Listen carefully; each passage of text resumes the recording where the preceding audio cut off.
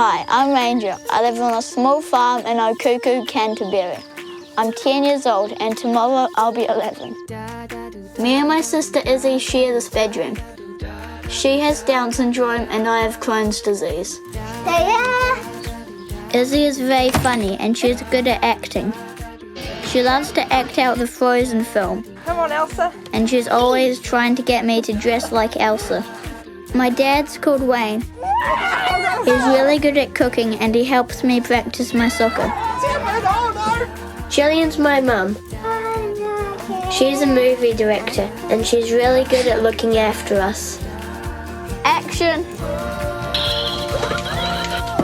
We like to do creative things together, like making films or making music together. A little bit of a different family, I suppose. We're a little bit crazy.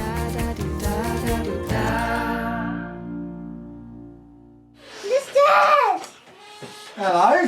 He's making something, is he? Yeah, they're all for you. Izzy? Yeah? Dad? Yeah. What's up? Izzy? Whose birthday is it? Where is he? Dad's like the fun guy. We all have a good time with Dad. How old are you now, Rachel? Wait. 11. When I get home, I always coming into a happy space. It's just the energy of all the people in the house. But I suppose I just love my family, That's the thing. I just like, they're so cool. We're pretty easygoing, but we've got our own little individual quirks as well. We all have our own little way of doing things. But we laugh a lot, and I think we're all appreciative of each other's differences. Happy birthday, dear Ranger. Happy birthday to you. Quickly, Izzy. 1, 2, 3, 4, 5, 6, 7, 8, 9, 10, 11. Oh, it's a hard one. Blue tack, yes! Finally, I got blue tack. He keeps asking for blue tack. I'm going to sneak it in the night and give Izzy a blue tack mustache. I hope not. Is that the plan? This is my moustache. I've been waiting. It's a sock. The relationship between Ranger and Izzy, I think it is different to what you would get with siblings where there isn't a special needs involved. They're not as competitive. And whilst there might be some things that he misses out on, then he gains something else which is equally as special. And I think that's just the nature of our family. Thank you.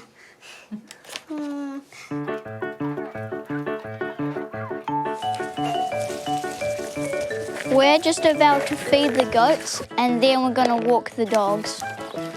They don't just give me. We live on 20 acres. We've got a little bit of a hobby farm. The kids do help out with the animals. Every dog does poo and gets treat. She said when the dog does a poo, she gets a treat. Come on. Izzy will give me the dishes and I will put them in the dishwasher.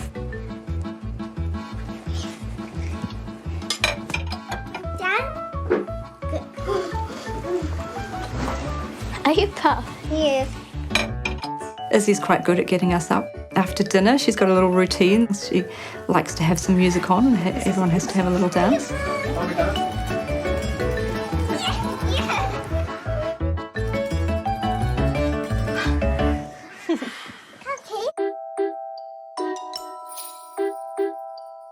Having Crohn's disease is sometimes a bit annoying when you have injections once a week, and if you're not in remission, you have to go toilet 12 times a day. Over the years, I have tried a lot of different medicines. I've had to get good at taking pills. And my mum has made me try a lot of different diets. So Crohn's disease, it causes changes on the surface of the bowel, and it's a little bit like being swollen and red. Sometimes I like to explain it when people have a cut and it gets infected on the skin, and it gets a bit sore and a bit red and swollen and puffy, and then if you move it, it'll hurt, wouldn't it? And that same sort of process happens for Crohn's disease inside your tummy. They always check my tummy. In the early days, it was pretty tough. He was very, very ill. We were having diarrhea and blood kind of 12 times a day, changing nappies, being tested for gluten and being tested for dairy intolerance. We had to go through all of that before finally he was diagnosed Crohn's disease. I felt it was so unfair on him that he couldn't have that initial life like a lot of other children did, where he could run around and really enjoy himself. So you just feel like, oh, what, you know, and you get quite frustrated because there's nothing you can do. He had one birthday there where he had a bowl of milk for his cake, you know, and everyone else had all the nice stuff, and he just was able to sip this bowl that we put a couple of floating ships in. I thought, oh, you poor thing. And I bet when he looks back at it now, you know, he realises that it must have been a bit tough for him. Since I was 7, I've taken medication that puts my Crohn's in remission. Being in remission means that your Crohn's is like asleep. It was such a change when he got that medication and he started turning into the boy he could have always been, and seeing him so happy. It's beautiful to see the personality he should be, as opposed to the little boy that was struggling. I'm at camp for kids with Crohn's and ulcerative colitis. And this is a place where kids can talk to each other so they know that other kids have the same problems they do. All of us gluten dairy-free? No, those are gluten dairy-free with that label, and these are gluten-free. I'm just gluten-free. You're just gluten-free, so you can have any of those. Yeah. A few nights ago, me, Mackay, and Braden got drunk because we got such a sugar rush that we just started like falling over each other, and we just like got really crazy. We never did anything. This was all a lie. It was all a lie. Anything. So what happens when you guys eat lots of sugar? Well, Just get sugar rush. sugar rush and diarrhea. Are you not eating? No. Not hungry. Everyday life, run to the toilet. Do you go to the same school as your sister, Andrew? Well, my sister Izzy's got Down syndrome, so she's 8, but it's kind of like she's 4 years old. So it's kind of both your brain and mentally. Like she's really short and she has trouble talking because her tongue's longer than everybody else's. She's quite smart for a kid with Down syndrome. Press tar. We've got one perfect one, so I think we'll be all No, right for the it's show. okay. That's all right. And action. Hey, I cook it. I make purple for myself. Have bowl, egg, 2 cup, 1 sugar, 1 figure, and salt with cook. This one. All right, do it in this one first. Izzy, she's a little bit of a performer. She has grown up around cameras and things, and the acting side seems to come naturally for her. Yay! We want 250. That's a big number. What's actually surprised me is that she's also taken on board a little bit of the directing, and she's very quickly kind of figured out how the filmmaking process works. Okay. Can I cut? What, guys? Oh, I cut? Cut. What's 6 plus 3? Is 9. Down syndrome comes about through there being an extra chromosome, trisomy 21. So instead of 2 copies of the 21st chromosome, Izzy has 3. 3 plus 2? Is 4. No, have we think about it. 1, 2, 3, 4, 5. It messes up the way the brain operates. So memory recall is difficult, which makes learning more difficult.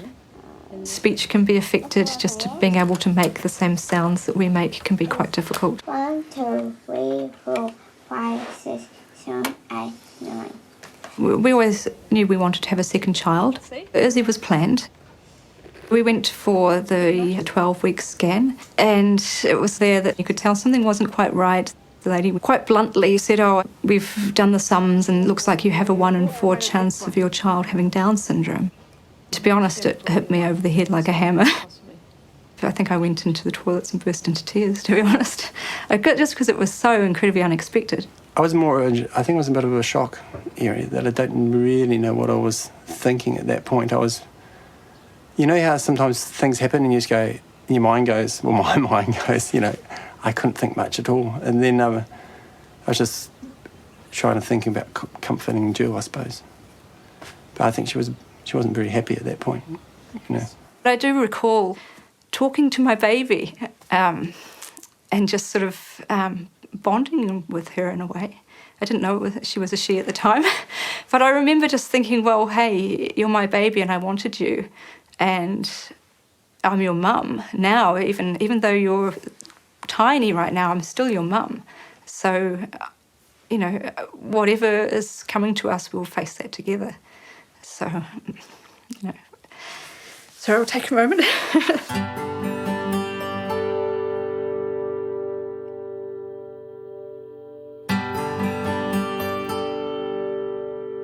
Earlier on, when you get that initial thing, he was like, oh, what's it going to be like? When you meet Izzy, it was, everything started coming, all those worries disappeared.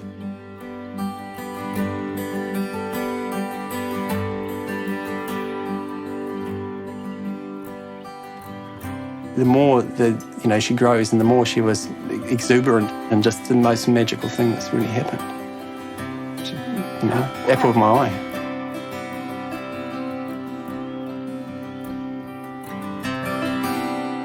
I guess we're quite an intellectual sort of family, so that idea for me of intellectual disability was quite confronting and made me have to really challenge in myself what the standards are of what makes you clever and what makes you intelligent. And I had to really rethink that, and along the way Izzy has really taught me that lesson.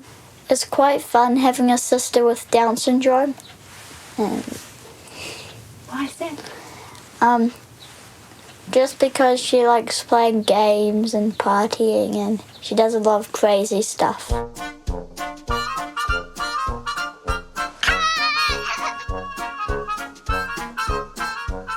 I like this and cars. They hurt.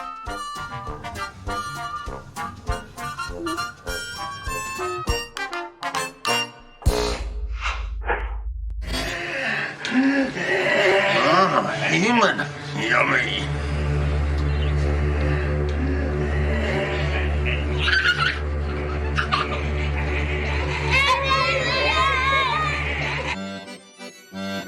This was around. I don't get to see.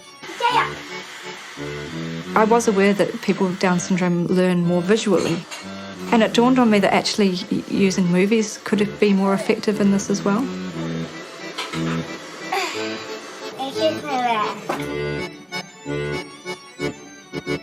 Okay, so we're going to make a ranger in danger. You want to do that today? Yeah. Okay, so we've got the giant rabbit costume? Yeah. We're going to use that, okay? I look behind me. Yeah. Look back. He's not there. I look behind me again, and he's right, right to there. Yeah. Yes. What do you want to do? I like Frozen. You want to make Frozen. So in the meantime, Izzy really loves Frozen, and everything we do would like to incorporate a moment of that. Right, scooting around, Izzy, please.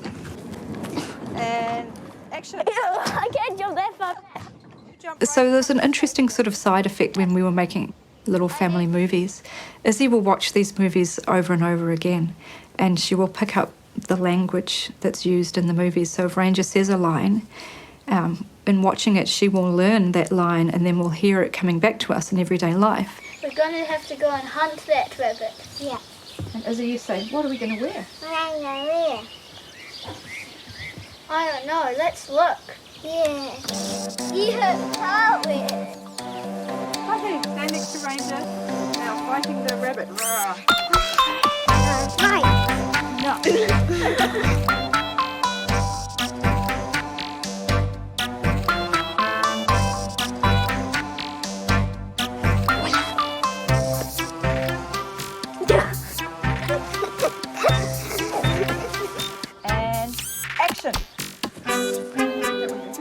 This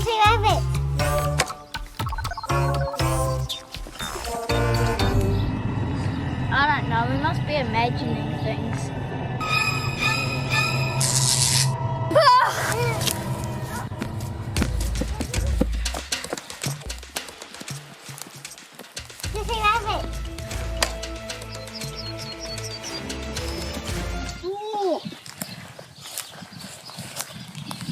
Are you the Easter Bunny? Oh, no. Ranger, Izzy, where are those carrots? Sorry, Mum, there's no carrots. The rabbit took them. Well, never mind, let's have omelette instead. How about getting me some eggs, please? Uh-oh.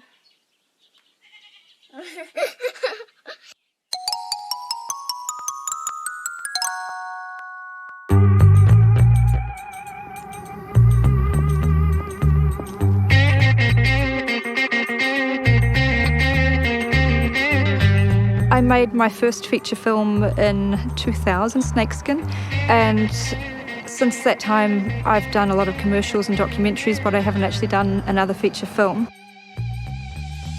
But when Ranger came along with the Crohn's disease and then Izzy with her Down syndrome, it just was a little bit too much to keep making features, so I took some time out. So I think this is quite a good shot. Let's zoom in just a little bit over. The kids are growing up a little bit, so I'm starting to actually get back into my work again. Like in the film where there'll be 2 or 3 images that just sort of set a tone for that scene.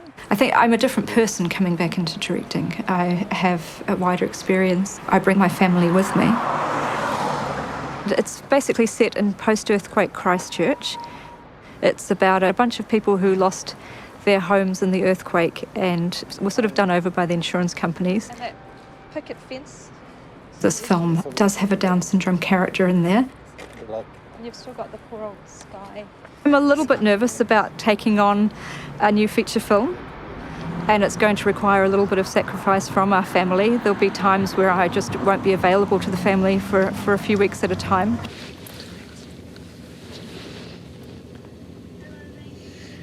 Hello, Ranger speaking. It's Mum here. How are you feeling? All right, yeah, remember you can take another one of those pills now if you need to. All right, just pop Dad on for a minute. Bye-bye.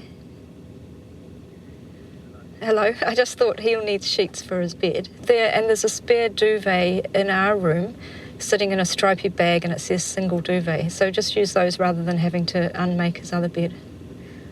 Okay, everything all right? Still filming and about to go for food soon, so I better go. All right, love you lots and I'll see you soon. All right, bye-bye. I suppose I'm a director at home too. That's probably a bit, I can't help it.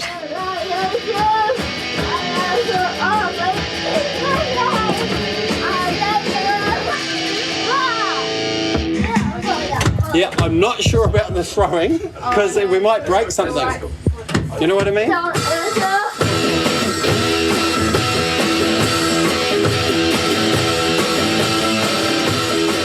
Sometimes Izzy just goes band practice and we all run out. I don't really push them to learn notes and that sort of stuff. I sort of just like their energy. They just come in and make some noise, and then sometimes it gets into a bit of a jam and something comes out of it. I'm gonna mess this up. Anyway, just give it a go. I was happy. I don't even know when I start this stuff, so. Oh, yeah. Yes, you hit it, Izzy.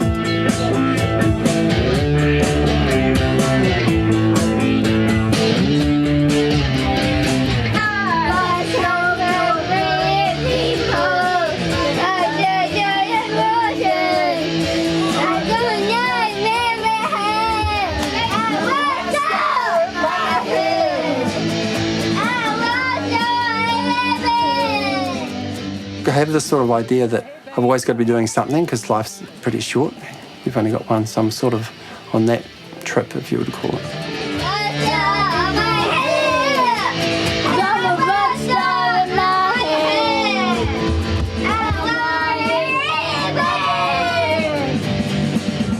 That's quite loud. You've got to calm down.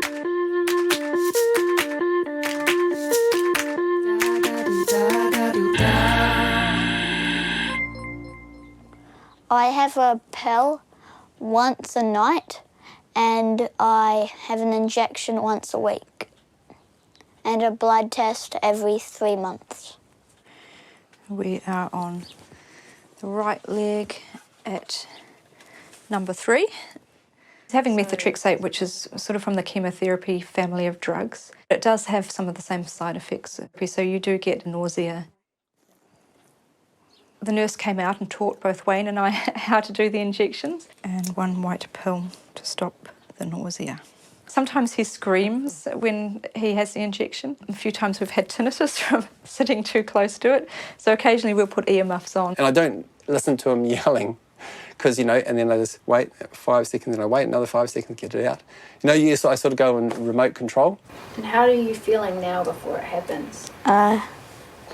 Scared. Why is that? Just because sometimes it really hurts and sometimes it doesn't hurt at all, and I don't really know what's going to happen. It's all right, Ranger. It's okay.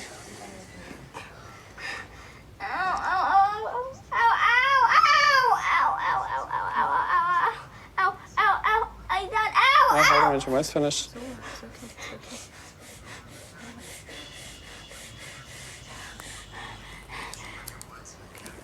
You okay? Oh, Clash Clans based in Minecraft. Can I go sit down? Doesn't that microphone you come off for? It's always horrible doing that, isn't it? Feel mean. I'm just wondering now, because it seems like the last couple of turns I've had, they seem to hurt more. I am doing it. I'm doing it gently. It's like, I mean, I've had ones where I do it. We take turns because neither of us really enjoy like doing it. As Ranger grows, it's important for him to start to take more control of his illness himself and to be involved in the decisions about what kind of medication he takes.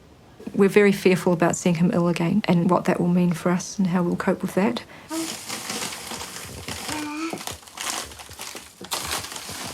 I worry a little bit about the future, and particularly as Ranger gets a bit older and the gap between Ranger and Izzy starting to widen a little bit. Okay, do it. This now. For instance, when Ranger gets his first girlfriend, I don't think she's going to like that. 1, 2, 3.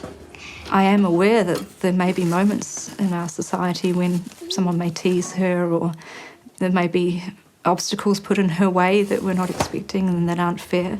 What do you need? I need hot pies really hot.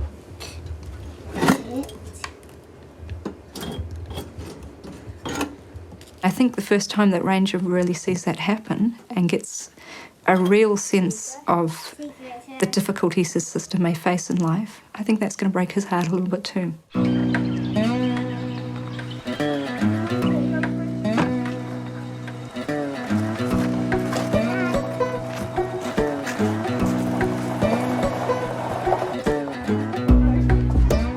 As he goes to North Lowburn School, it's a great little country school where they're incredibly supportive of her. This year she is moving up a class, but she's sort of stepping up into the sort of slightly older kids. She's actually very, very excited about it.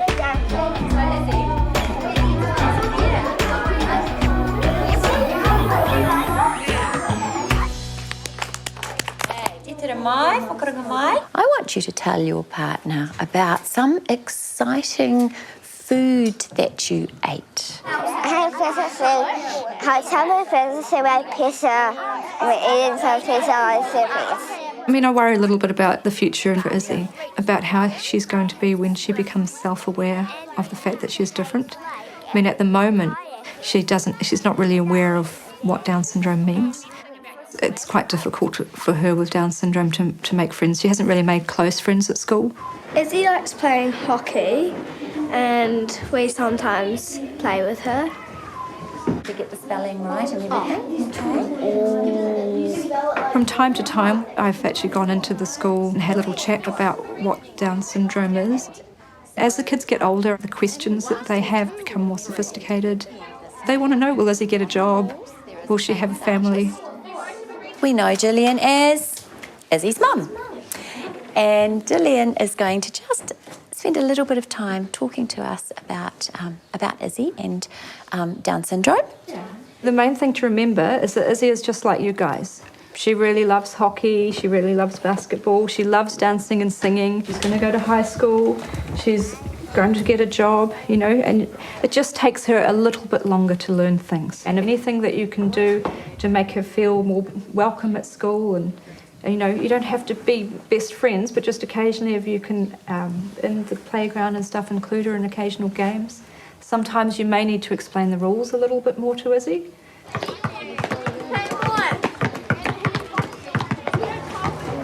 When I look at the relationship between Ranger and Izzy, I kind of think, wow, in actual fact, Izzy could well be the best thing that ever happened to Ranger. She makes him a better person, and I have no concerns whatsoever about the future, and I don't think she's ever going to be a burden on him or on our family at all. I think she is an absolute blessing to us.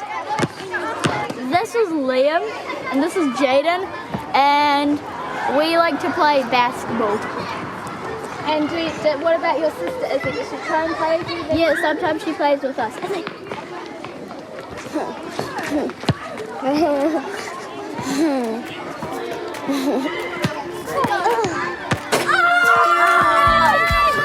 Tuffy, what are you? No, Tuffy, away. Okay, Izzy, I'll save some of mine for Tuffy. Okay.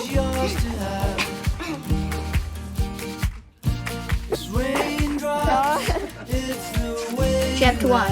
Crack. The eight ball zoomed across the table and dropped neatly into the corner pocket. That's the game, Agent Rockstar. And sleep up here because I'm sleeping up here. And in the night, this is what you do.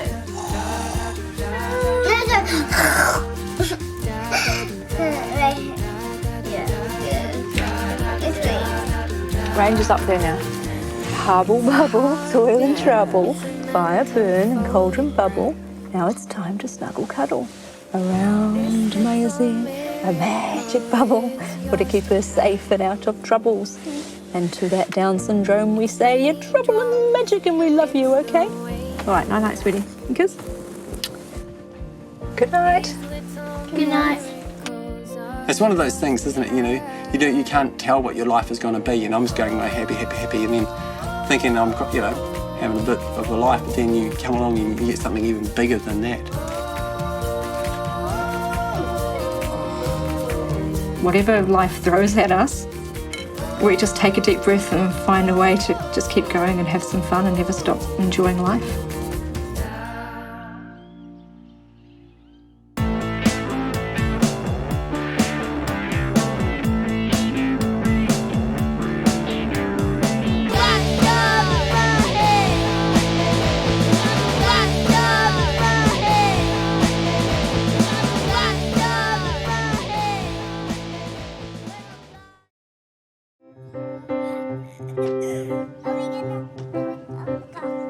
I'm Kat, I'm 35. I'm a mum to 6-year-old Ella and 2-year-old Frankie. Ella is 6 and sassy and cheeky and independent. She has cerebral palsy and epilepsy. And then Frankie is 2 with a big head of blonde hair, loves cheese and crackers. Everyone say 1, 2, 3, cheese. How about 1, 2, 3, poos and wheeze? Nan is my nan, so the children's great-grandmother. She lives with us. I won't disclose her age, but she is the most epic storyteller, but gets a lot of things written up because she's completely deaf. Can we smile? Say boo. Cheese. Cheese. Say boo.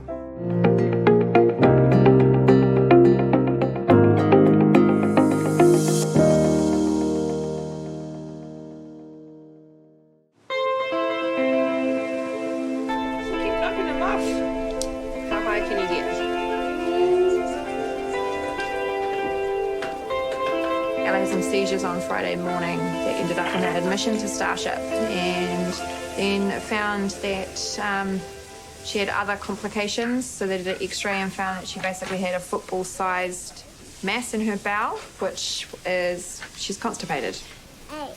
Hey Mum. We are. Can I have that? So having cerebral palsy and not drinking very well and all of the other things that are going on with her, it's just got super bad, so she's been having treatment for that. And now we've been sent home with an NG tube to give Ella medicine and water and things through it. Ella's got a bunch of labels, diagnoses. She has cerebral palsy, and that she has that because she had quite a massive brain injury when she was born at 25 weeks. That subsequently caused another condition, hydrocephalus, and the two combined, statistically, quite likely that you'll end up with epilepsy. So she has epilepsy too. Hello. What is your name? My name is Ramon. What is your name? Ella. And how old are you, Ella? Is that 5? Trying to manage that, but unfortunately for Ella, her epilepsy is difficult to manage in terms of regular medication, and she suffers a lot from the side effects, and she's getting lower and lower chances of ever finding a medication that would stop all of her seizures completely. Hydrocephalus, kind of known as water on the brain. Inside the brain you've got ventricles, and within them your brain creates fluid, which is in your spinal cord.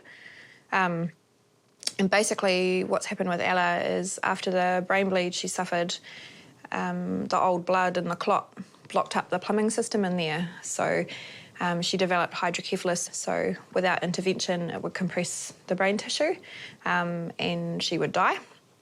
So what they've done is they put a shunt into the ventricle that drains the fluid out into her abdomen, and then the body naturally absorbs it. So that's how we manage that condition. What is that? Catherine, you didn't tell me big. She's had 23 surgeries. She spent 122 days in the NICU non-stop. We go to the hospital nearly every month, at least once a month. And that's admissions, emergency admissions, clinic appointments.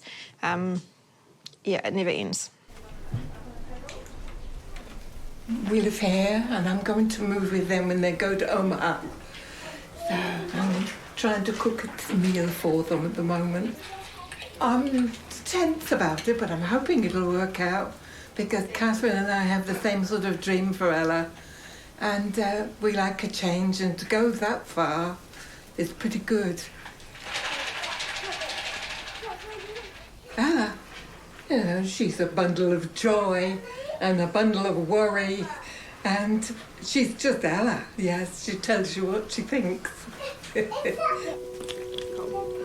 We have been in Starship for the last few days. Yeah, it was meant to have our last day at kindy today, and we've missed that, and I don't know what the rest of the week will bring, pretty much. But that's our life. Anyone want more water? Crack. Yeah. Up on your feet. Ah, nice cuddles. Pretty good.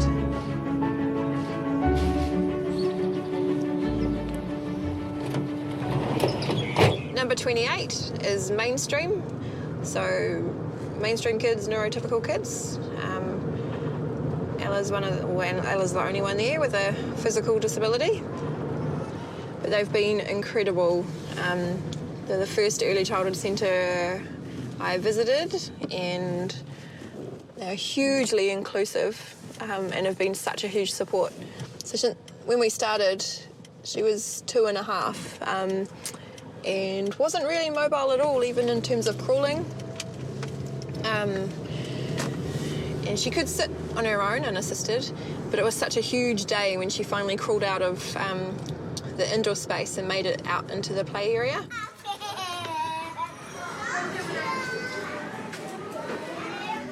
What song are you going to sing me? Do you know the sing song? No, you sing me the sing song. So this is my PhD space, but it also becomes my personal assistant hub for Ella. I can see the kindy from out the window, and when she's needed an ambulance, I've managed to get there before the ambulance has, so it's so good being so close. I love it. Is it Ella sellotape? Yeah. Special sellotape. Ella's got the way of doing it. You know what I can do? Oh, I can see what you can do. I'm doing my PhD in arts as a tool for social change. My background, I actually trained as a theatre director at Toi Whakaari and then went into youth work with the YMCA, and I found a lot of the things that I was doing in the community related to what I was doing as a theatre director. So I'm kind of pulling everything together. Shall we make a card for Mum? Yeah. I'm going to have a yellow piece. But I started that when I was pregnant with Ella, and I've had so many suspensions with her health care that, yeah, I basically enrolled in 2012 and I'm still going.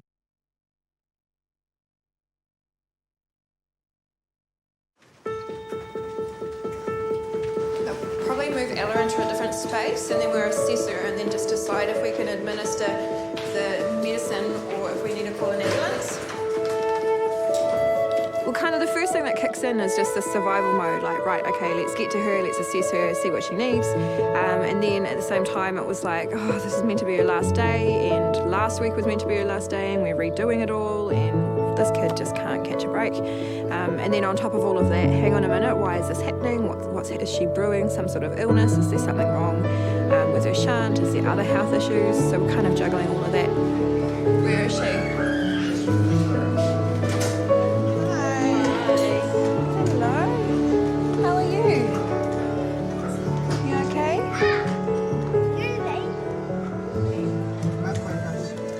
I think we call an ambulance just to give her some monitoring while we give her the medicine, just in case. I'm just nervous. Yeah. I feel like over time I've got a lot of practice to deal with it all on the spot, and I'm quite good when it all happens. It's afterwards I kind of fall apart.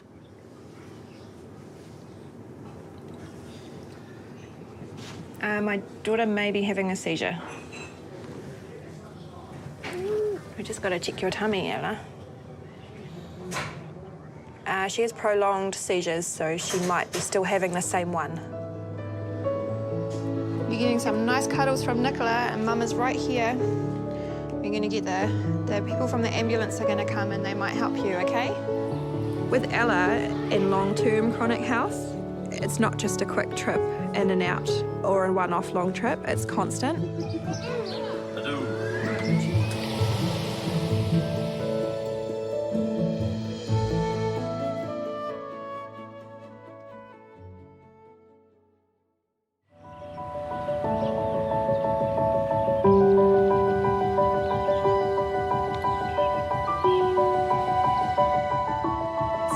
Just moved to Omaha from Papatoetoe. We were struggling to find a rental that was accessible and warm and dry for Ella, along with a suitable school. So we've uprooted our whole family to move up here for a little bit more of a relaxed lifestyle. Oh, you got it. My turn. I met Brett at high school. Too. What are these? We got married in 2012. Maybe. Oh, wait. We've separated. And it's really hard. We're a young couple and we've had so many things thrown at us and we've tried really hard to communicate and work our way through it. But it's a huge amount of tragedy. And despite it all, I think we work really well together and putting the kids first, but we weren't really putting ourselves first. And I think we need to do that so the kids see that and sense of learning how to look after themselves. Done. We got pregnant in 2011 with, we didn't know, but a little girl, Emily. And at 37 weeks, I thought I was in labour and took some Panadol and kind of paced around at home. And by the time we decided it was right to go to the hospital, I wasn't coping very well and found that I developed a syndrome called HELP syndrome. So I'd actually had a placental abruption and we lost the baby. So I delivered Emily a few hours later and then fought for my own life. I was really unwell and ended up in intensive care. So that was super rough. We were lucky again with Ella because that scan allowed us to slow things down. So we got to 25 weeks, which is a viable age where they can intervene. Then again, we were lucky because I got the steroids on board to help develop her lungs. I could fit my wedding rings around her ankle. So she was phenomenally small. She was a good weight. She weighed she weighed 800 grams, which is a good weight for a baby that age. And probably because of the medication I was on to help my placenta develop, helped that. Come on. You know, there's two people in this relationship. She's there too. She's fragile and totally reliant on all of this medical intervention to survive. But she's still I still believe that she was making choices along the way. So, yeah, she was a fighter right from the start.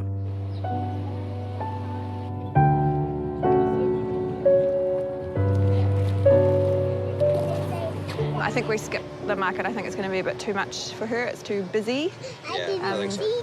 Yeah, so how about we can either go over to the Four Square or walk down to the bakery and grab something to eat and then go back to the park. The market and even things like Kmart and the supermarket is just so busy and overwhelming with colours, light, different people walking past, all the noise that Ella can't kind of manage. And I found the older she gets and the harder it is for her to kind of make sense of those spaces, and she just loses the plot. You're a beautiful boy. Oh, thank you. It's really great. So Ella really misses him a lot. He's our family, so he knows the rhythms of us and what's kind of expected and what's needed. He's really awesome with the kids, so always has been. Although he holds her a lot longer than I can. Who wants some scone? Ella lights up when her dad is with her. She's more voluble and gets excited. Yeah, lovely. She's growing up, a wee bit delayed, but yeah, she's... Put it in your nose.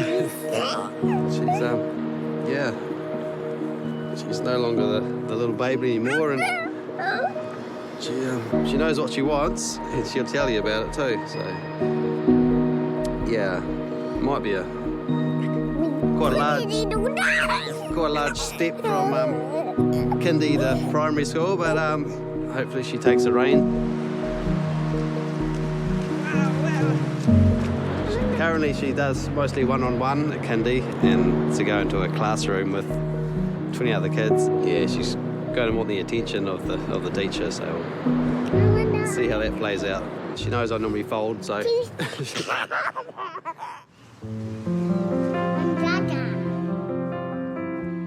So Frankie came and surprised us in 2016. We were umming and ahhing for a long time about if we would have any more children.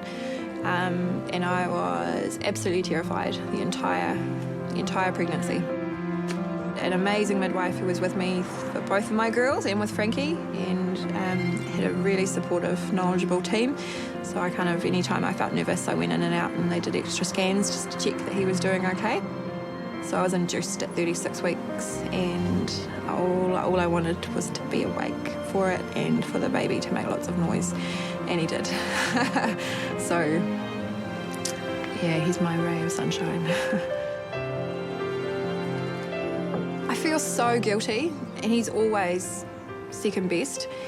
I mean, he's had to walk further. I've been places where I've forgotten a seat in the buggy, or I've just had the wheelchair, and he has to walk. He's this little toddler, crying because he can't, go in the buggy too, or I've been stuck where I'm carrying Ella. There's other things that have been really good, like with toilet training. We're still working on that with Ella, and he's ready to now, so it's kind of something that they're doing together. I'm gonna come and pick you up. Come on. Can I help? What's frustrating? Nothing. Okay. Are you feeling hungry? No. Okay. All right. I'm going to have to put you down if you hurt me with your head. Okay. Are you going to keep jumping?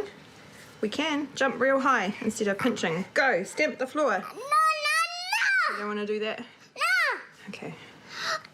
The first hump that I had to go through was, the first thing, I was angry at her for hurting herself. And I was like, what are you doing, And, I thought it was silly and, and trying to find the right language to, and then, to say, Ella, what are you doing? That you're hurting yourself, this is silly. And then realising, well, that's actually not helpful for her at all. Take it back. And then the next hump I had to go through was being embarrassed about it. Like it was my fault that she was doing it. All right, well, I'm right here when you need me. I'm not leaving. Can you say I need you if you need me? No. What were we building with these? I don't know. Have you been building a house? I don't know. I don't know either. First of all, I decided to take her off her meds to see if that was causing all of her behavioural challenges. I did a parenting course, read everything I could online about interventions to try and help. And then she had a massive meltdown in one of her clinic appointments with the neurologist, and they put a referral through to child mental health. So we waited for that, and then we got a letter saying that she didn't qualify. So I rang them up and was like, what is going on? She doesn't fit our criteria. And I said, well, why? She's 5 years old and she's self-harming. She's hurting herself and she doesn't qualify. And they just sighed and said, she's developmentally delayed. And I was like, well, what does that mean? That doesn't excuse this. So they roadblocked. We couldn't do anything. Dad, and while you're talking to Dad, I do your tubie. But what actually helped change things was when I said I couldn't do it anymore, that I wasn't coping, that I'd thought of suicide, I'd gone down this huge rabbit hole because nothing I was doing was helping, and how could I send her to school in that state of anxiety and stress and pressure without being able to support the people that would be with her or her. And that's when people started to listen.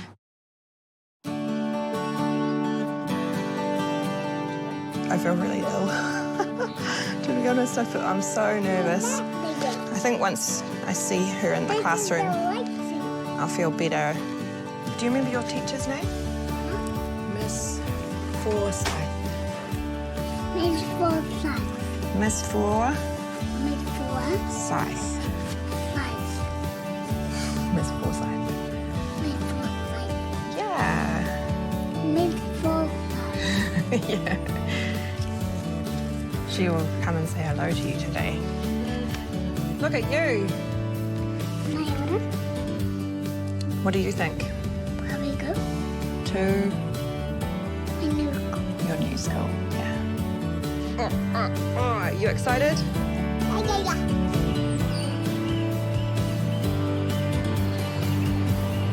Yeah. Good walking, Ella.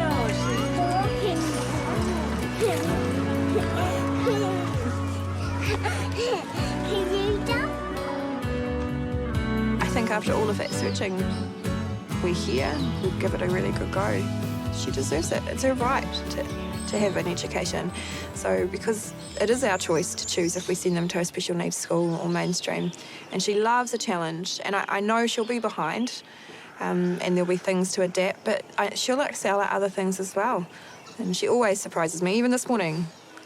Put you in your wheels when we get to the gate. No, I'm gonna walk. So she walks all the way here. Here comes Ella. Great. Everyone, can you say good morning to Ella? Good morning, Ella. But she was very quiet at the beginning. She'd say a few statements, no, I want it this way, but she was, I think, kind of taking it all in for some time, but she's, getting a bit more confident and curious now. Good morning, Ella. New Ella. Good morning. Good morning, Mrs. Forsyth. Good morning, It went a lot smoother than what I kind of expected. Way smoother than what I expected. So I can't believe how nervous I was. I guess it was just seeing how she is. So every single bead is something that Ella's been brave enough to go through at the hospital. So over time, we have collected all of her necklaces. It just doesn't work like that. I don't know what her week is going to bring. I don't know what her day's going to bring most of the time. If we manage to be here every day for a week, that's a rarity, but a solid thing. But how do you plan around that? So Kat showed me yesterday, she showed me a little video that we've got of Ella, and it's called Calling All Fairies. Kat, can you tell us why it's called Calling All Fairies? Well, we did lots of fundraising a year ago to help Ella get to America for a big operation so she could learn how to walk because her legs weren't working like your legs work. So we fundraised and called her fundraising campaign Fairy Steps for Ella because when she was born, she was as tiny as a fairy, and Ella actually means fairy maiden.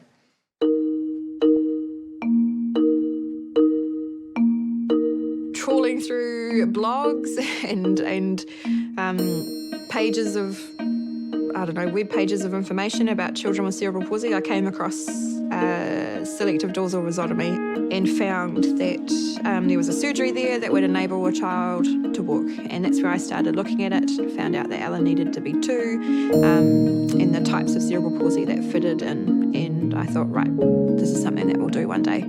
She had surgery on May the 3rd in St. Louis in 2018, so that was last year, and she had surgery on her 5th birthday. Everything she does, and she rolled over, or one day when I saw her eyeing up a toy and she was trying to figure out how to put it in her other hand and she couldn't use that hand, and then she decided to use it as a gripper for the other toy. It's just, you dance way more in those victories than I have with anything else. So. And it's different too, like having Frankie now and seeing him do them with such ease. There's a new kind of pride.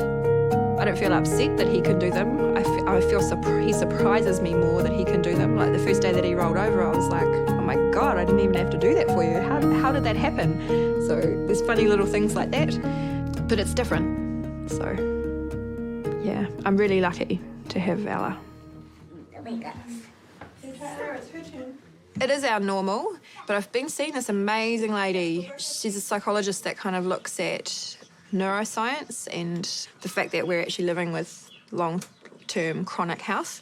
And what she's helped me identify is that I'm kind of addicted to adrenaline, and because we have trauma happen so much, the adrenaline pumps me up and I'm pretty good at coping with it when it's happening. And I need the adrenaline though, because it helps me make safe decisions for Ella.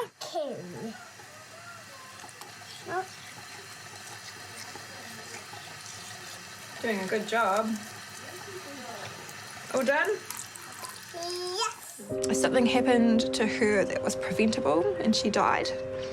So like a seizure in the night, or somehow falling into some water and not being able to turn over, or being really unwell with a shunt, or a seizure, waking up from a seizure and having more brain damage and me losing who I have.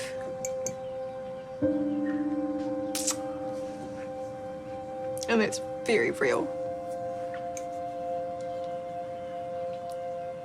Yeah.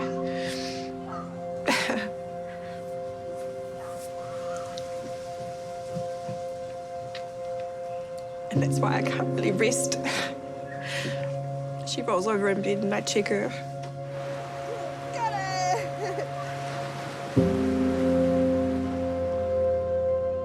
Independence for her, choosing what she wants to do for herself and being able to get herself around her own home and looking after her own body, cleaning, washing herself, combing her hair. All right, ready?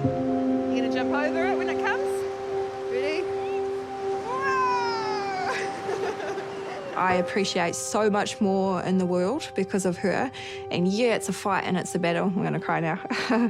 But I love her so much and I'm so proud of her. Can you say cheese? Cheese. And again? Cheese. And hands up in the air for hooray. Hooray! Do you want to see? I want to see them. My name's Lane, born and bred in Taranaki. I've got 4 children. Tiffany is my eldest son, he's 13. He is very cautious, diplomatic, very funny, and very helpful. Kaya is 11, loves sport. That's his number 1. He's intelligent. He's affectionate. Tia is 9. Wow, she is solid. She's awesome. Kind, thoughtful, and generous, and creative. Mahia is 7.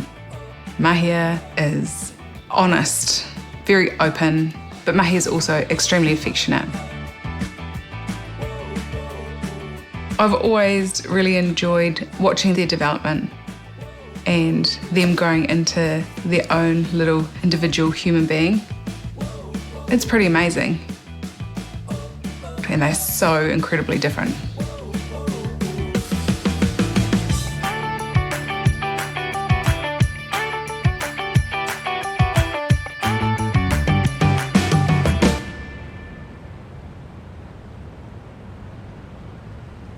Oh, it's 8 o'clock, guys. So do you want me to do your hair? No. Why have you packed your lunch? As a family, it's crazy, hectic, busy, but it works. You have to work as a team. We all help each other. Whereabouts is your bag? Should be in the cupboard, son. They help me as much as I help them. Tiffany is the big brother. He gets up, gets dressed, has breakfast, packs a bag, brush teeth, I'm done. He has to help the other children. I'm trying to get ready for work, I'm trying to do laundry, I'm trying to quickly catch up on some housework. So he can do that. That's his role. I can grab the socks off the bench. Yep.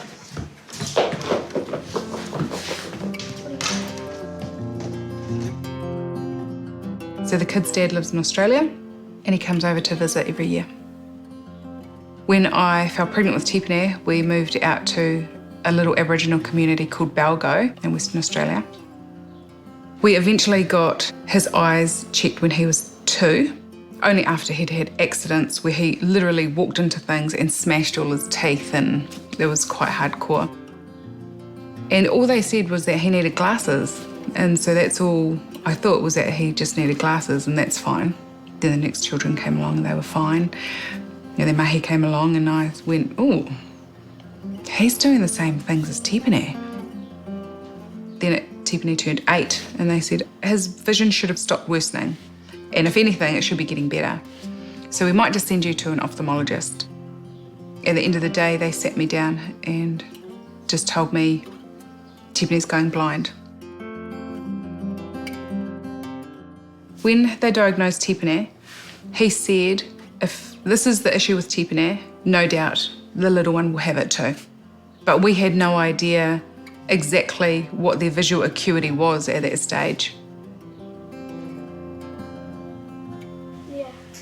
When I first started looking for a house, I was trying to find a nice flat section, and I had lots of ideas as to what they needed. So now we've got a section that's really uneven, lots of dangers, stairs, a slippery driveway, and they're fine. 6'6" is perfect vision. 6'60" is legally blind. Mahia is 6'72".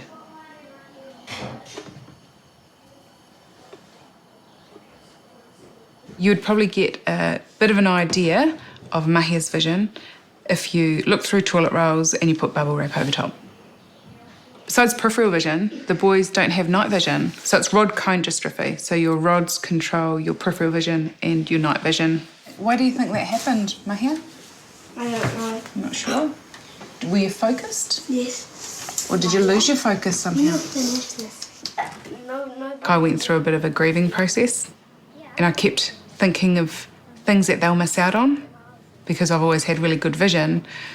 And then I thought, oh, I wish I was a millionaire and I could take them around the world and give them all these visual memories, and I still do. We, as a family, me and my sister and my mum, are pretty focused on trying to give them as many visual memories as possible.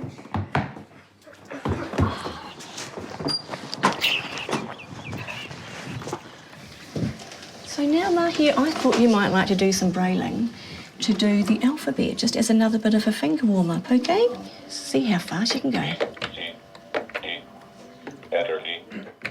Mahia, you know, he's 6'72". He's a lot worse than Tiffany. So it came on pretty hardcore for him. Fantastic. Well done. He 100% needs to learn Braille, and he needs his cane. We look at developing his tactile senses so then he can explore using his hands, and that helps him then move on to his Braille. So what's this page all about? A train is big. Good boy. A boat is big.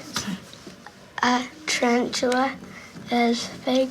Very good. Good finding the words. A tank is big. Great. I actually share the role with another resource teacher of vision, and we see him every day now, so he gets half an hour braille a day, and that's out of the classroom environment, and then for the rest of the time he's back in being just one of the kids.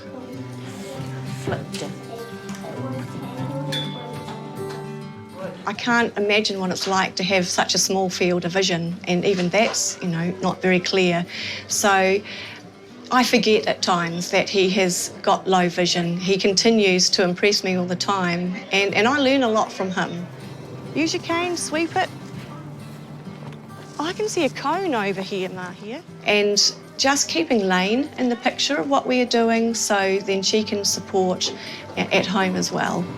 Cane up, then you follow. Okay, good Mahia. How about we go back into that little room and we'll put the cane away.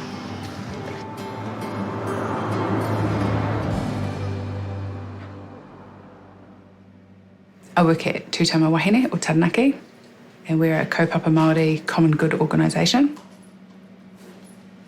All the staff, they all know my situation. They know I'm by myself with the kids, so they're super supportive. They work with lots of whānau that have one-parent situations. And then the added complexity of having Tipene and Mahia losing their sight. She's our financial administrator, so she keeps us all on track. All the important things, make sure everyone gets paid. She's actually brings a lot of compassion and empathy to her role in working behind the scenes to help families. I think she is extremely resilient and has a vision for her whānau, actually. I don't have to own lots of stuff, and I don't have to have a big flash house, and definitely not a flash car. But amazing children, awesome whānau, and a workplace like this, that's really important. I tricked you. Hey, Sid. Thank you. I'm okay now. Oh, what does that say? Want me to read it? Yes. Would you want to open up them first? Yeah, should I read it? Rā whānau mahi, you have made Mama so proud over the last year. You've never stopped trying with everything you play touch, even though it's challenging for you. Your abilities, my beautiful boy. You are strong and loving. I love that you give everything a go and persevere.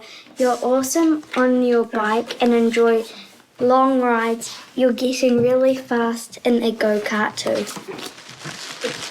What? Wait. Yes! Oh. It's the Thor costumes. Emma. Oh, food. Yay! Big job. Tia will run around after Mahia, and she's really, really hyper aware of what's going on. Yeah, she'll miss out on her play to make sure that Mahia's okay. She's very patient with him, really patient, which you have to be. He uses it all up. She goes over and above. Can you tell us what you're making? I'm making a pillowcase for Mahia because I didn't make him a card.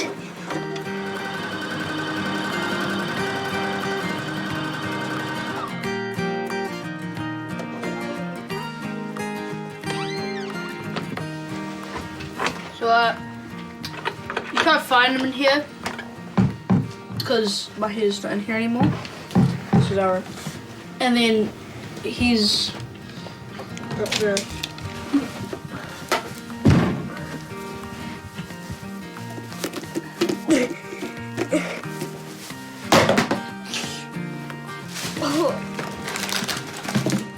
I try really hard to be hands-off so that they can learn and explore and discover, but I'm not really, because I am always there and I need to know everything.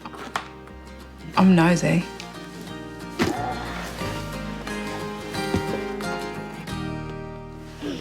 I can't see out from here. I can't. There-ish. And then out. This is just forward. I made something for you for your birthday because I didn't make you a card. And it's a pillow. Do you want it? Thank you. Thanks, son. It's cool. Wait, how much days?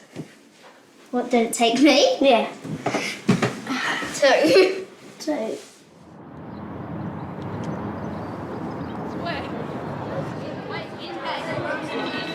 Has anybody got any ideas about what the Maori name of Wellington might be? I don't know how to describe this, but I've had this question so many times. It's way better than my hairs. My peripheral is way better than my hairs. All right, Tips. Hold on, mate. Which angle is that? But I know that it's getting worse, and then it'll get better, and then it'll get worse. To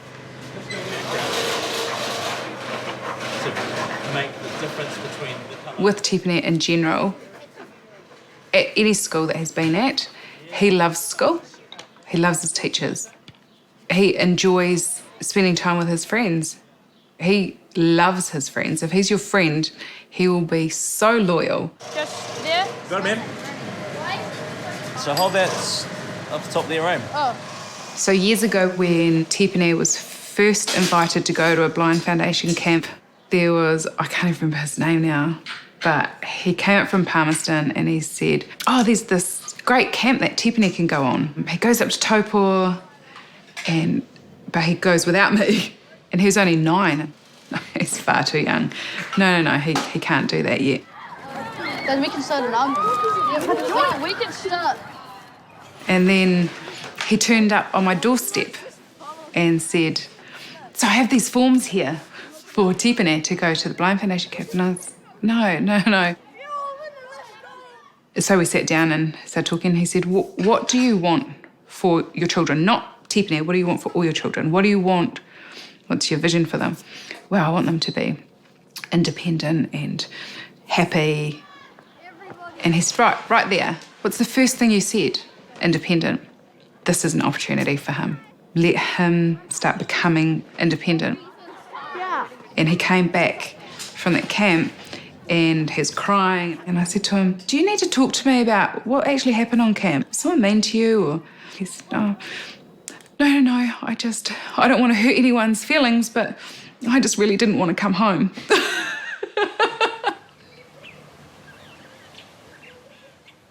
As a single mum, I never have one-on-one time with the kids, and I feel like they really, really need that. So a few years ago, I started having a mama day. Take the day off work, take the kid out of school, and just do stuff, and give them time where they can just, talk, and there's not other children screaming over them. Not just with him, but with all the children, it would be easy to kind of take over. It's easier to just do it yourself, eh? Yeah, it's a bit more time-consuming when you have to let them figure it out for themselves. I can't really see the dots of it. Probably the most important thing to teach them was independence. I wanted them to just be able to do everything that all the other children were doing at the same age. There are things that take longer and you have to figure out different strategies. There's a couple of bits that you've missed. Have a feel around where you were. And I can see 4 pieces. One. So, yeah. Wait, is this one? Yes. There are some really difficult ones because it's grey on grey.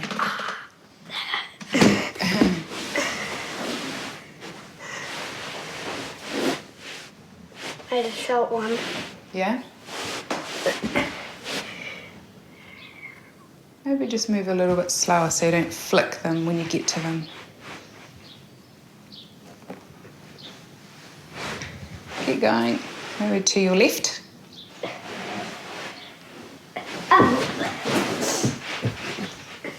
Good, that's 2. One more? Yep, one more. Come towards me.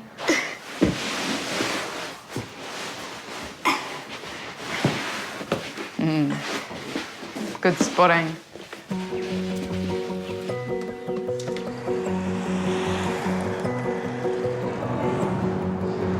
Okie dokie, boys. I'm going to go through the rules all about when you're out on my go-kart track, okay? So when we're out there and we're racing around the go-kart track today, if at any time we get stuck in the tyres or against anything on the go-kart track and we cannot move, our hands and feet must stay inside of our go-kart at all times, okay? And then while we're slowed down, I'll get that person down and going again.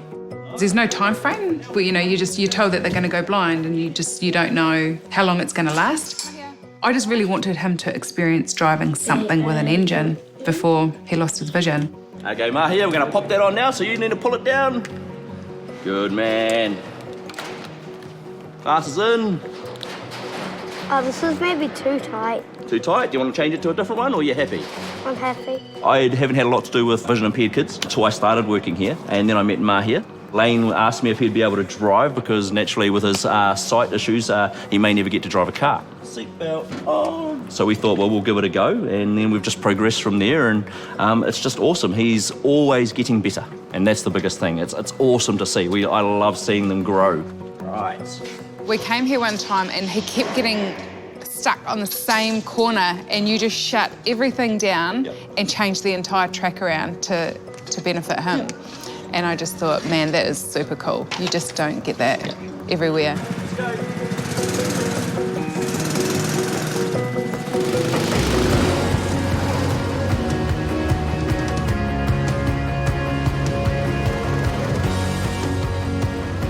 He did not start like that. It is really exciting to watch his progress and confidence. It's cool.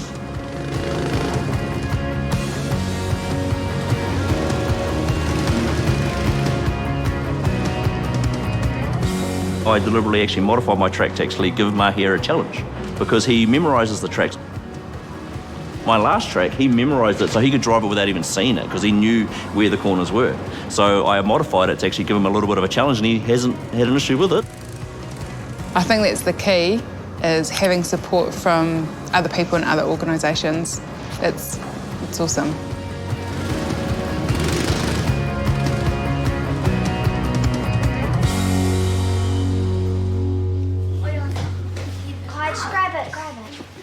There's never enough time just to fit everything in.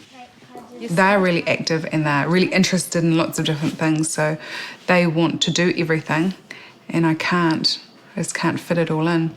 Yeah. I don't have the income that a two-parent income family would have. Wait, Tia, I'm going to play a game on touch. No. No. Yes, because No, we're leaving. No, we're leaving. Why? So I try and do my best in that regard. I think they do quite a lot. I actually think they're quite lucky. That means I'm wearing your belt, okay?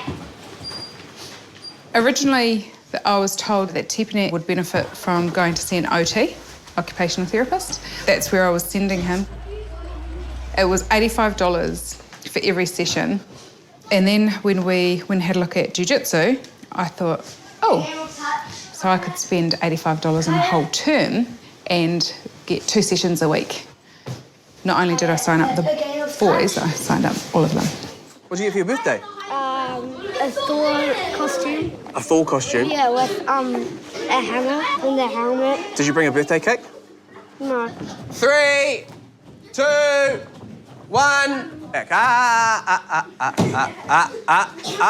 On 3, 1, 2. They're learning a really amazing martial art. They are a part of a really awesome club, so it's kind of like a whānau outside our whānau. Go. Go forwards. Mahia, forwards. Blaze, hurry up. Let's go, Tommy. Escape, Mahia. Hip escape. Setting up. It's taken Mahi a lot longer. You know, when they're doing demonstrations, he can't actually see, so he relies heavily on what Greg does, turning him, but it's good. No! I got it!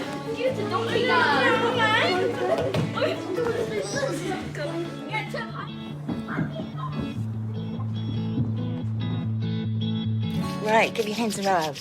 Reach for the sky. Reach, reach, reach. Sit your bottom into the middle of the chair.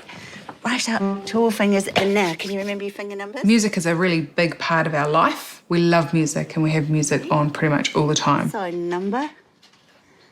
Number 1. And where's number 3, right hand? I thought when the boys lose their vision, if they can create their own music, that's food for their soul, and they'll be able to have that all the time. You find which one you're up to.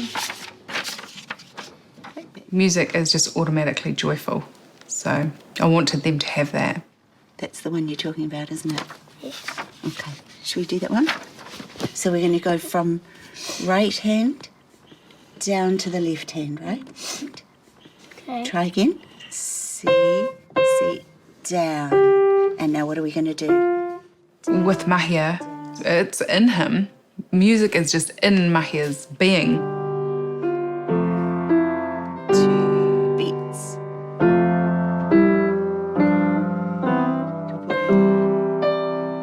He might find it a little bit difficult to have structured lessons, but once he's got it, and he's good. C, 2 beats. 1, change, 1. Good man. Well done. Thank you. You happy? Yes. See you next time. So remember how you hit it last week? Yes, got to hit it over towards the yellow pole. But 660 is legally blind. Tiffany sits around 624. Just the ball, eh, and not the tee. Yeah. Yeah, Tiffany's never learned Braille.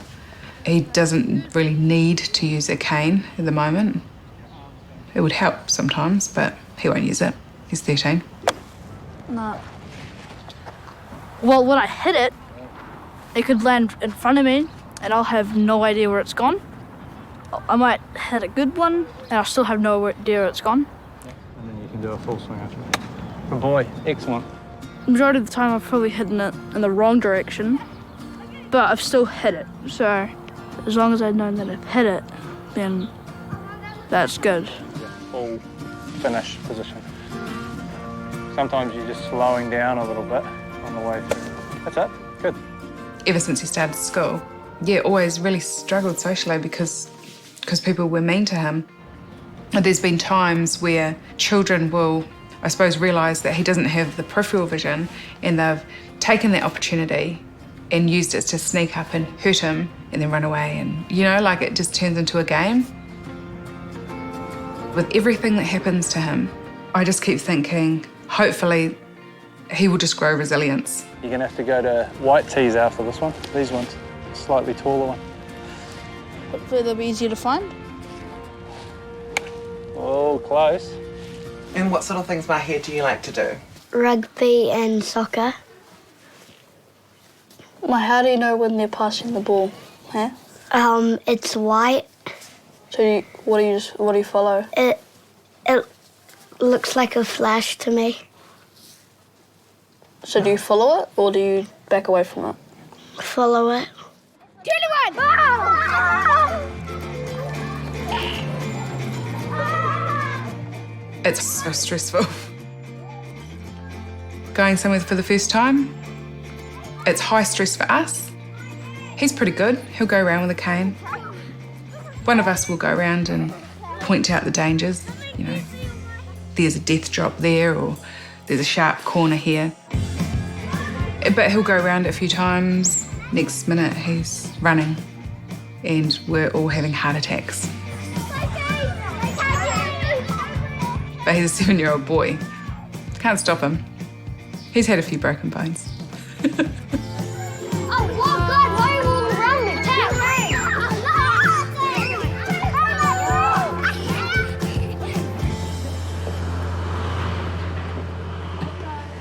Our ophthalmology geneticist said what it probably is I will have a mutated gene and the father would have had the same gene. And so together it's just a real shame. I've had to learn extra information so that I can find strategies or adapt things to suit them so that they can function easier, or I can support them in coming up with their own strategies. And I prefer that, actually, that they come up with their own strategies, because that way I know it's going to work. I sound really good.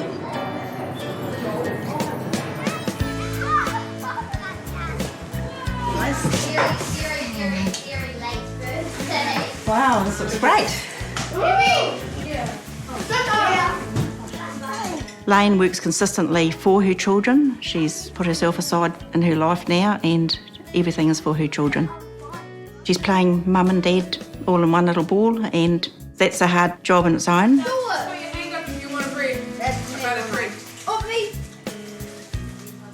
Somehow amongst the boys and their low vision and everything else in her chaotic life, she finds a balance and she makes it work. I don't know how, but she makes it work. I'm grateful for all the people in my life. I'm grateful for the love and support that I get from everyone, whether it's my whānau, whether it's my mahi, whether it is friends, organisations that we're engaged with.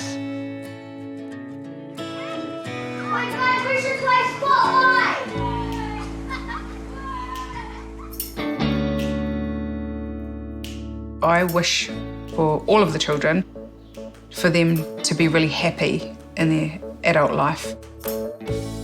And I think with happiness is connections and relationships. So what I get scared about is that maybe they might not find a partner in their life that will love them as much as I do. Because, you know, you love your own children and you'll do anything for them, but when you think other people are prepared to go out of their way, and way out of their way sometimes, to do something for your child, that's pretty awesome. Yeah, we're very blessed.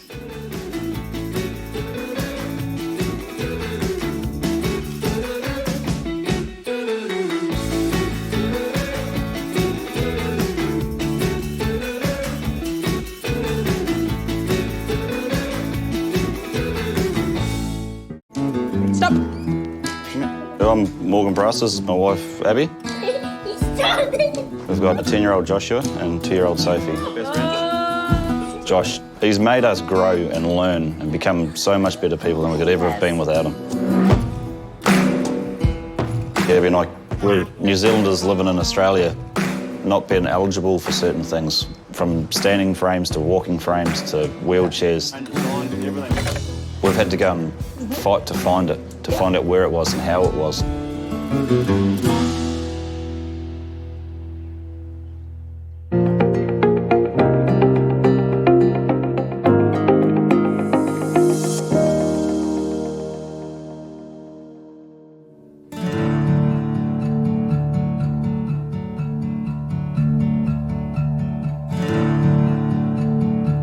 Oh, you ready to get up? Yeah. Yeah, shall we go get Josh? All right, ready? Say, Josh.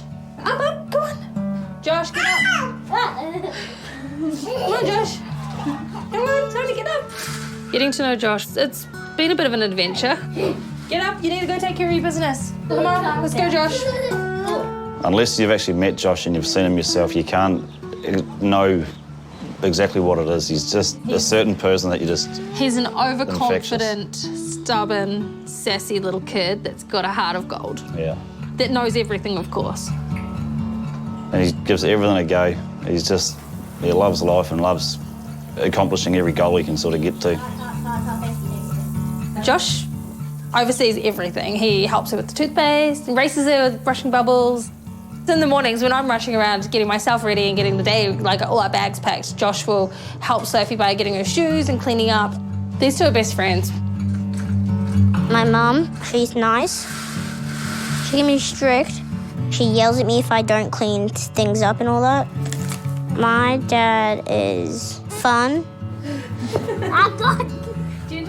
My sister is funny, weird, and annoying. You two stop. Josh. She's chasing me. This is my mornings. Stop. No. Outside then. Go outside. Okay, out. Let's go. Come on, children, let's go. Life. It's really busy. He was 8 when I had her. So we made sure he was independent before we fell pregnant with the second. All right, children. Eat up. I already am. Faster. I am. We met in our hometown in Oamaru, New Zealand. when we were 17 and 18 years of age, and we've been together ever since. How long have we been married? I always get this wrong. 9 years, 2010. Yeah, So I was just working at McDonald's. Morgan was an apprentice watchmaker. I wasn't. Sorry, he was a qualified watchmaker? No. What were you doing? I was working at the flour mill. Oh my gosh, same. There we go. I've been with you for too long. It was Morgan's idea to move over to Aussie. He said, look, I'm leaving, I'm booking tickets. You're either gonna come with me or you're not. Well, I was in love, so I followed him. And it's been the best decision that we could have ever made. No, not that one. Another one. Another one. Another one. No, another one. I was not really a maternal sort of person. I had no motherly bone in my body. And then all of a sudden, it just clicked. And I said, Morgan, we're having a baby. And he just looked at me, he's like, you've got to be kidding. It changes immensely. Like, you Yeah. look at the world differently and you treat everything and everything about life differently, I guess. I remember saying to him, because he goes, oh, I don't know if I'm ready to be a dad yet. And I'm like, it's too late, mate. We were super happy we were pregnant. And we had our first scan that came back cool. We had our second scan that came back great. Then it got to our 24-week scan and the lady comes in and she starts examining my belly. And she doesn't say anything. It was just dead silence for ages. And there You was could tell nothing. something wasn't right with her, like it wasn't a normal scan that she was looking at. And I was sick of it. I was like, so what's going on? You haven't told us anything. They're like, well, I can tell you a couple of things. First one, your child's got spina bifida. What does this mean? You know, like I had never heard of spina bifida. We didn't know what to do.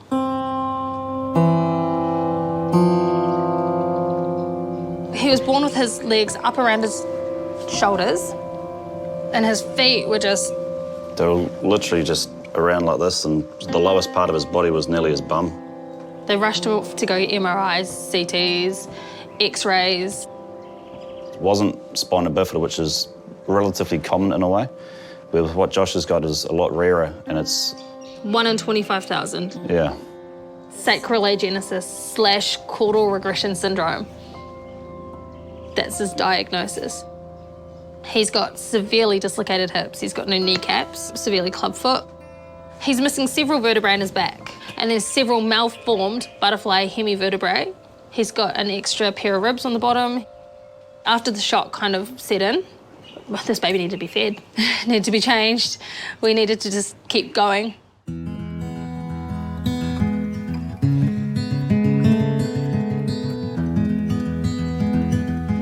Josh, let's go do some stretches. I went to Centrelink and I asked for a healthcare card. And they said no. Because Josh is born here to New Zealand parents, he's a citizen of New Zealand by descent. If you check it out on the immigration website, you're not entitled to any help for disability. It's very hard when you don't know where to go or what to do as well. Sit down. No, I'd rather sit here, Zoe. You can sit down too, Josh. My cushion. We really had no idea at what the expenses would be or what that entailed. Things like AFOs. AFOs are ankle-foot orthotics. They help support his ankles and heels.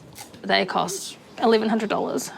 It's right there. No, it's not. It's right there. Shh, no more. Okay. Please. And I added up everything that we need, and it came to $140,000. Why more? Not being eligible for certain things. We've had to go and fight to find it, find out where it was and how it was. Skin breakdown before. I know, but I'm just like looking at your toe. Like if the colour doesn't come back, then you could get pressure sores. So we were told we weren't allowed any more hospital physio once he turned 1. So I then took it upon myself to become his physio. So one has got more flexion, as you can tell, than the other. He was born with no kneecaps. And he's got the most killer thigh abduction. It's just, unfortunately, he can't walk like a traditional child. It's just one of those things. Hey, Josh, nice kissing. You're smacking my foot. All right, so this is what I would do 3 times a day. I just thought, you know what? Sounds like a fun game. My theory is, you know, they're all about encouraging baby massage. No. Yeah. Well, Why she said not? no. So we said couldn't no hurt. So we said on boots. That's like scratching. Don't scratch, mate. Yeah, you scratch. Logically, he shouldn't have any feeling from his shoulders down, but he's regained all feeling down to his ankles. No. So another thing we used to do when he was a baby was I would say, all right, Josh, which foot am I touching? Which foot am I touching? Raise it. This hand. This foot. All right, Sophie, your turn. Touch foot. This foot. Yeah, there we go. When he was about 3, he started showing crazy signs of being incredibly strong. I walked into the living room one day and here he was on the coffee table doing a handstand. It just kind of dawned on me, like, you need to go to personal training or something to like look after those little muscles.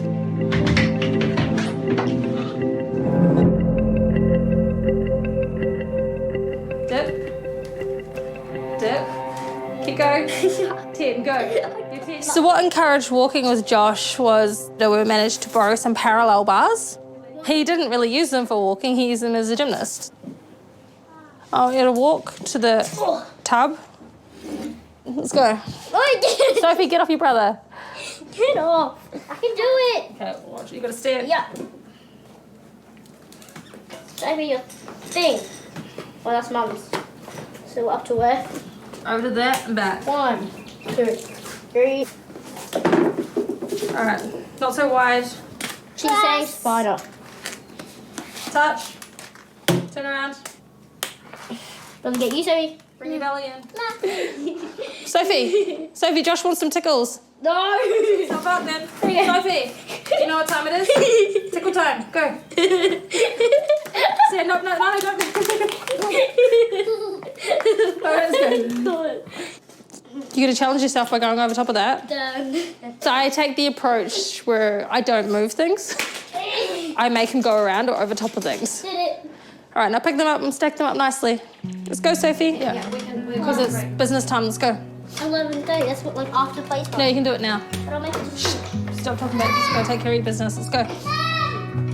So when he was born, trying to come to terms with his disability was very, very hard.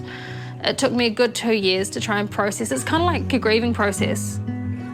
First you're sad, and then you're angry, and then depressed, and I was crying lots and just embarrassed. I know it sounds really terrible, but when I first took him out in public, and the amount of stares he got was crazy because his legs were so deformed.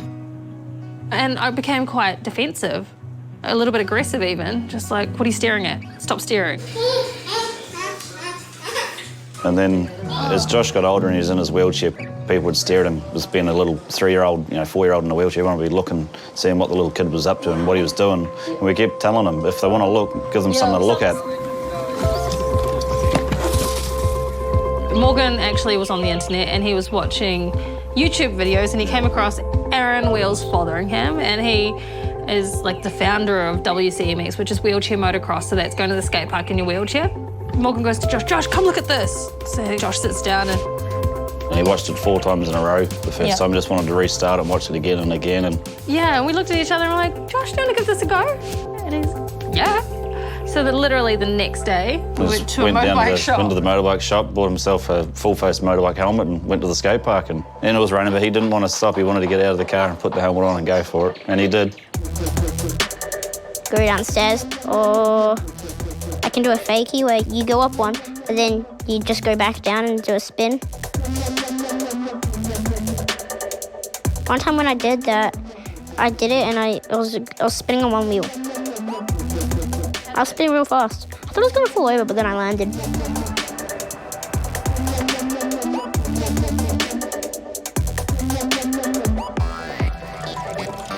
And then as he's got a bit older and a bit stronger, he's into all sports. We give him every option and open it up to him, and if he likes it, he continues with it. And if not, we put it on the wayside and he moves on to another thing that he likes the look of and he's happy to do. And everything he tries, he excels at, which is really good, but really frustrating because I don't want to say no. There's only so many hours in a day. In my room, my medals, my trophies, my hats, my medals, they're all from a 5K, 10K marathons and triathlons, and some of them I get for surfing.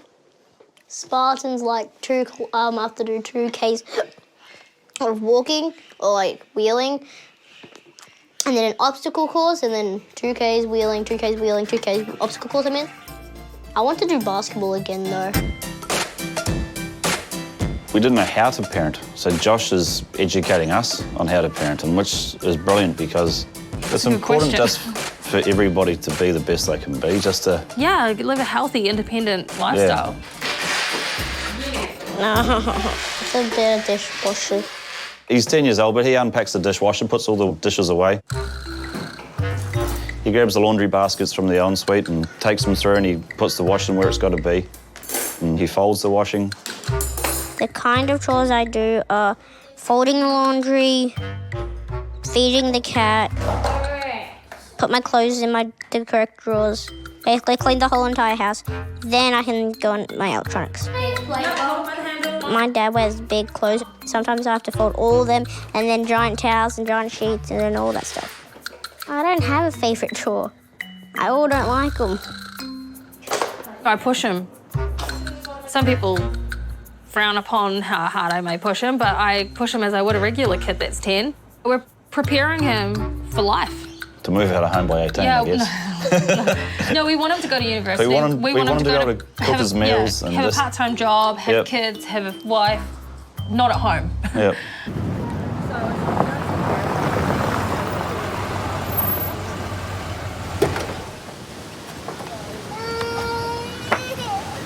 Well, Dad, you said I'm gonna just go in my beach wheelchair. Josh, just hold up. No, just a beach wheelchair I've made for Josh.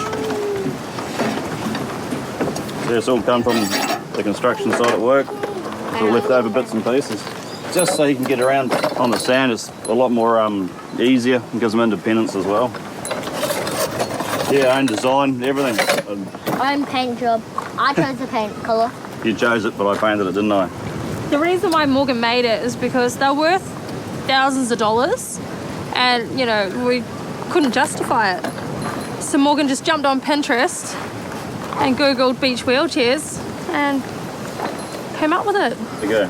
It's been a while since I've been in this. So Morgan likes to take Josh out to the beach and take him out on his little boogie board. So once a month we'd go to the beach. They love it. Josh loves playing in the sand and he loves getting up to like his elbows. Okay, stop that. It's okay, we're fighting. Dad, this is far enough. It's really good for him and just to get out in the sun, and it's good as a family thing. As able-bodied people, you know, we're so lucky, you know? Like, we can access mountains and beaches and with no worries, but as soon as you take your legs away, geez, it's a whole nother ballgame. It's hard. So it's super important to be able to just access everyday things that we take for granted. No, why is it white? With all the equipment, it's very expensive, and when you get it, because Josh is small and he's growing, he grows out of it relatively quick as well. Like, some families can't afford to buy the wheelchair, so they sort of get a bigger chair, which isn't really appropriate. So with us, with all Josh's old equipment, we're trying to hand it down to other families that need it, and then they give it back to us, and then we find another family, we'll try and pass them to them until they get the chair that they need. There's everything from standing frames to walking frames to wheelchairs to anything and everything. Everyone's got a shed full of old gear. So Abby's now working for a wheelchair manufacturer, so she's learning a lot of information of what they need and how they sit. I'm packing up some chairs to take to a little boy to trial who needs a new chair, not quite yet, but in the near future.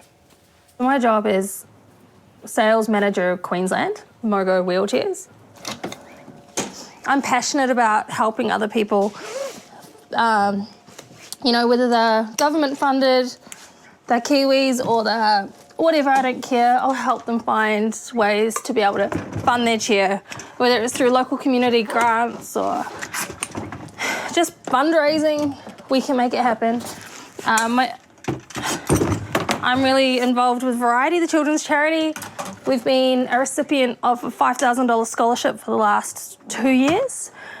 So that's helped us so much. Lessons and, you know, just the small specialised stuff that you don't usually afford.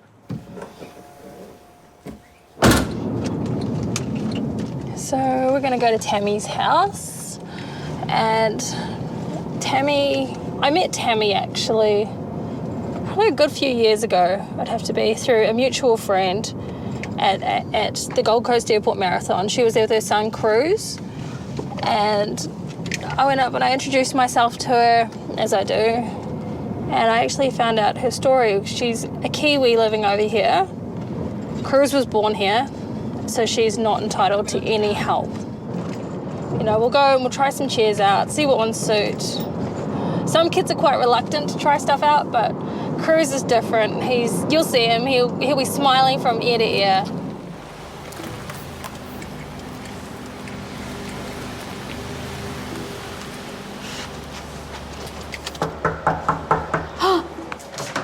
Hello. Hi.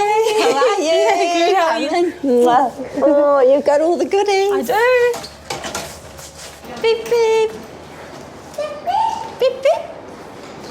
Look at all these, Cruz. Would you like to try another chair? Do you want to try one? Then try this one? Would you like to try this one? Yes. Okay.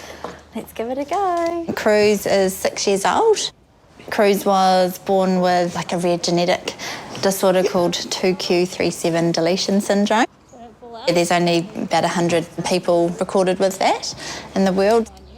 It affects speech, physical development, mental development. So when I went to ask for some assistance, they said that I wasn't able to get anything. So we didn't have access to Disability Services Queensland and no funding. There was sort of nothing, no government assistance whatsoever. It's been privately funded, so my poor husband has worked ridiculous hours since he was born just to keep up with medication, living in hospital, the parking, just everything, equipment. Nothing is cheap, that's special needs, so yeah. Push, push, push, push. Good boy. Do you like this one? You do. Looks comfy. So every single slit in it is adjustable. Oh, okay. Because a lot of them have only got limited adjustment. Okay. So you could actually have it for quite some time before he'd outgrow it. Yeah. Okay. At the start, I guess when you're first finding out the diagnosis, you're sort of just coming to terms with it yourself and researching and sort of finding out where you're going to, what you need to do for your children. I don't know if it's a Kiwi thing too, you sort of don't really like asking for help. You're sort of like, no, I'm good, I've got this, it's fine, I don't need help. But finally, I thought I totally need help with this. I'm just totally lost. You want to try this one now? We can try this one, we'll just have to put a different seat cushion on. Shall we put your one on? We'll put your one on. I met Abby and she just introduced herself and introduced Josh to us, and Cruz met Josh, and then she found me on Facebook. So she's sort of been steering me in the right direction, where to go for funding. Everything we've sort of done with Cruz, she's already been there and done that, so she's got that much more experience than me to let me know what to do. So what I'll do, Tammy, is I'll take measurements. Yep. And then I'll send them through to Leon, who will look over the photos and check out the measurements, because we've got a duty of care. Yeah. And it's a lot of money to be spending on a chair. Yeah. But Sam and I have pledged that we're going to fundraise the Aww. money for your chair. Thank you. Cruz's chair. Aww, thank you. So Cruz, that what do is- you say? Say thank you. Because we know what it's like. We've been put in your situation. Joshua's first chair, we put the story out there, and within a week, we raised over $5,000. Wow. So, yeah, want to pay it forward and help you. Thank you. You can always change it. I myself personally, we see what other people have done for ourselves, and Josh just being themselves and encouraging us to let him be himself and showing us how to do certain things, and Yeah, so to let Josh jump down a set of stairs, like he jumps down one step at a time. He's now up to 2 steps. So now we're just trying to encourage the parents and to show the kids that they can do it. Like Josh can go down gutters now, he can jump back up a gutter. And we're just sort of trying to teach the other kids, like the younger kids, as Josh was. And that's what we're trying to tell Josh. When he was young, the older ones would help him, and now that Josh is older, we're trying to get Josh to help the younger ones, to try and help them just be the best they can be and be independent. And just love life. That's why camp came about. I'm talking about my Variety Kids sports camp that I have founded. So how this started was when Josh was little, I was talking to some of my friends in America and they said to me, come over to our camps. I applied for a grant through the Challenged Athletes Foundation and we got approved. So Josh was only like 5 and we went over to America. And so we were exposed to what was available and all the opportunities over there. It ignited a spark, not only with him, but within me. And I said, oh man, we shouldn't have to go to America every time we want to do something.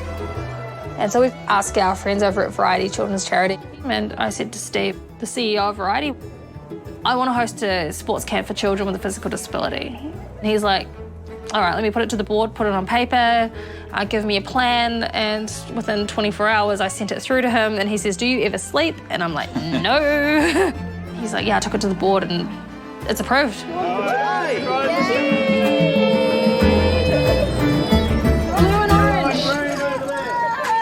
over there, dance with boys, and Amy, who are you with? Dance? I wanted to expose these kids to everything Josh has been exposed to. So everything we've learned, all the people we've met, I have put together and put them into this camp.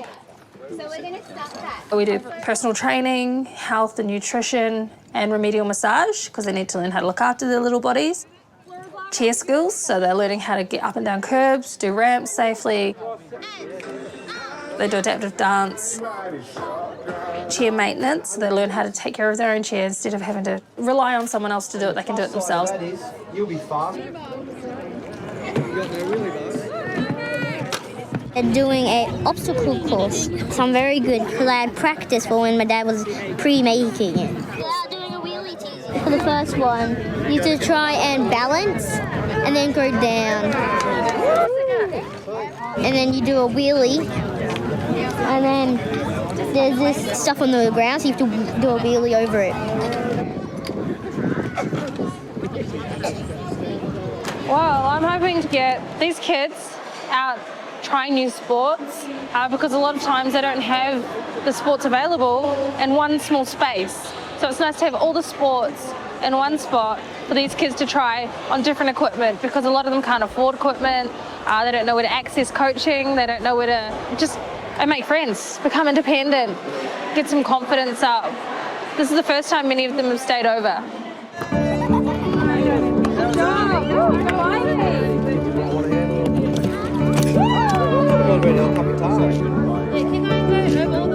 You know, you've got a kid with a disability. It's quite scary because you don't know where to look, where to turn to. It's so isolating. But once you're in there and you're in like a little group and people start talking, then your world opens up. It just makes your life a lot easier and your kid becomes way more confident. I hope they take out of camp what Josh has taken out of camp over the years. Because every time he goes to a camp or a clinic or something, you see him just progress and learn, and he's a different kid every time. He's not the same kid leaving as he is arriving. No. He's got different skills or abilities, or he's just handling his chair slightly different. But the kids can also get together and talk to each other about their same wheelchairs, or what wheelchair they've got and what I've got, where Josh can't do that at school with his mates. It's putting the same kids together in the same place with good people and good mentors.